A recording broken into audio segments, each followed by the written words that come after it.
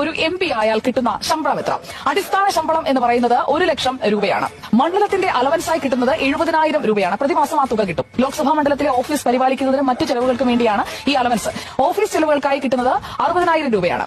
Parliament സെഷനുകളിലും committee മീറ്റിംഗുകളിലും ഒക്കെ പങ്കെടുക്കുന്നതിനായി MP-മാർ തലസ്ഥാനത്തായിരിക്കുമ്പോൾ താമസം, ഭക്ഷണം, മറ്റു ചെലവുകൾ എന്നിവയ്ക്കായി 2,000 രൂപ പ്രതിദിന അലവൻസിനും അർഹതയുണ്ട്. MP-മാർക്കും കുടുംബത്തിനും ഒക്കെയായി പ്രതിവർഷം 34 സൗജന്യ ആഭ്യന്തര വിമാനയാത്രകൾക്കാണ് അർഹതയുള്ളത്. അതായത് ഔദ്യോഗികവും വ്യക്തിപരമായ ആവശ്യങ്ങൾക്കൊക്കെ അവർക്ക് സൗജന്യ ഫസ്റ്റ് ക്ലാസ് ട്രെയിൻ യാത്രയും ഇതോടൊപ്പം ലഭിക്കും. MP-മാർക്ക് അവരുടെ നിയോജക മണ്ഡലത്തിനുള്ളിൽ റോഡ് മാർഗം യാത്ര ചെയ്യുമ്പോൾ മൈലേജ് അലവൻസും ക്ലെയിം ചെയ്യാം. MP-മാർക്ക് അവരുടെ 5 വർഷത്തെ സേവന കാലയളവിൽ പ്രധാന സ്ഥലങ്ങളിലൊക്കെ വാടകരഹിത താമസ സൗകര്യം നൽകുന്നുണ്ട്. ബംഗ്ലാവ് അല്ലെങ്കിൽ ഫ്ളാറ്റ്, ഹോസ്റ്റൽ മുറികൾ ഇതൊക്കെ ആയിരിക്കും ലഭിക്കുക.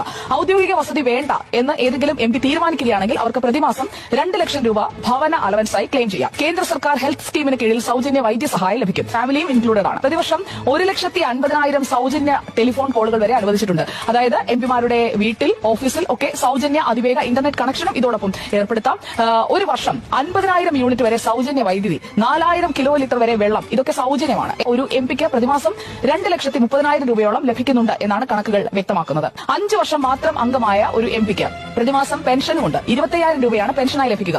ഓരോ അധിക സേവന വർഷത്തിനും അവർക്ക് പ്രതിമാസം 2,000 രൂപ ഇൻക്രിമെന്റും ലഭിക്കും.